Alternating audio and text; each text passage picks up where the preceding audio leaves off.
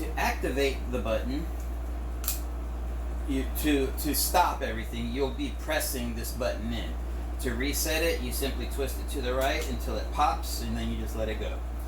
So with these in the popped up position, your controller is in run mode.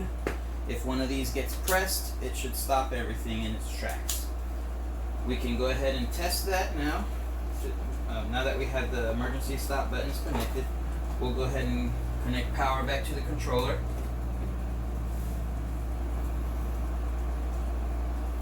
And right now my elevator is set at the middle, so if there's no errors, the display will simply tell you what floor that it detects the elevator at.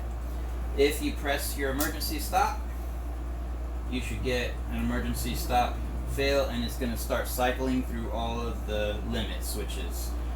It'll check your backup limit switches, and it'll check your emergency stop, and it'll let you know which ones failed and which ones are okay.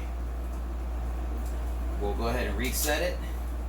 After it resets, you wait a couple seconds, it'll finish checking all of the sensors, and then it'll locate your elevator. Again, I still have it set in the middle floor.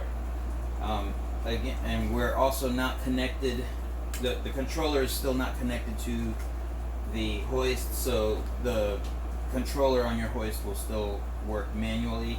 This is not controlling your hoist yet. That will be the very last step.